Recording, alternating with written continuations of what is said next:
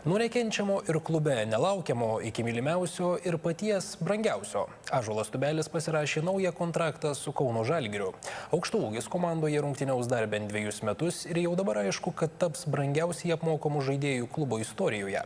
Tubelio agentas Tadas Bulotas neslėpia, kad žaidėjo troško visos Eurolygos komandos.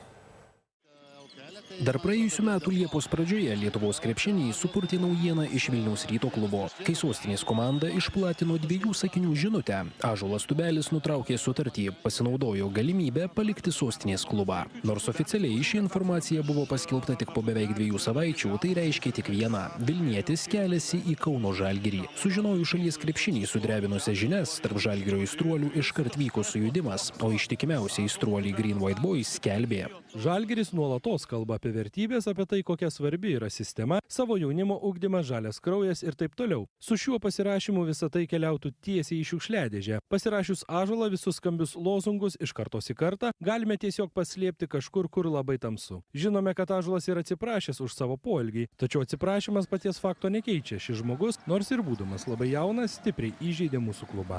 Pats Ąžuolas vos paskelbus oficialų atvykimą atsiprašė už tai, ką nemalonų poelgį, kai prieš 6 metus spjovė ir kojas nusivalė į Žalgirio logotipą.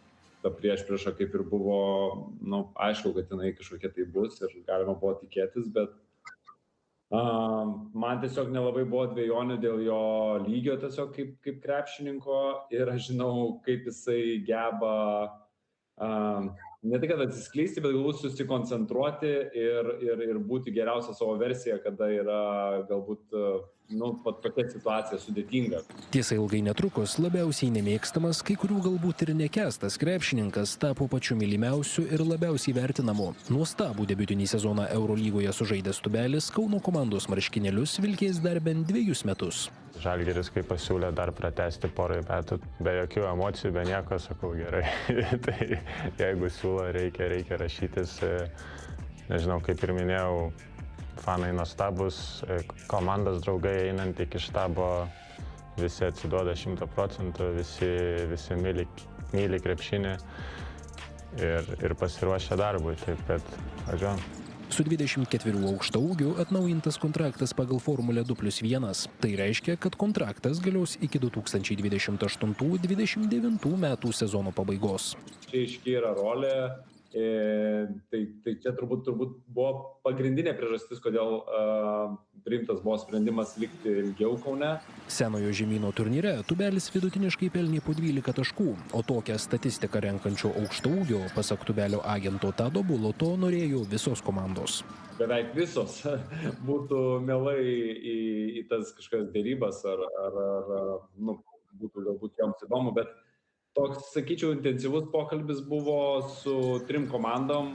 Sutartyje taip pat numatyta galimybė 2027 metų vasarą išvykti į NBA, pasinaudojus išpirką. Kontrakto sąlygos kaip įprasta neviešinamos, tačiau Tubelis turėtų tapti brangiausiai apmokamų krepšininkų klubo istorijoje. Iki šiol, kai buvo skelbiama žiniasklaidoje, didžiausia suma apie $500 milijono už 3 metų kontraktą buvo mokama Nigeliui Williamsui Gosui. Tiesa, Tubelis šią sumą turėtų viršyti.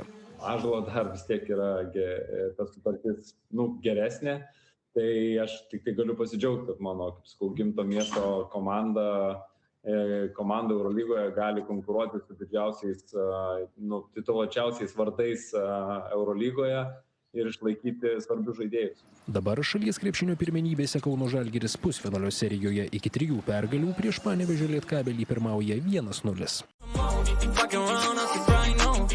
Trying to tell you what to do, we're trying to play cool. Baby, I ain't playing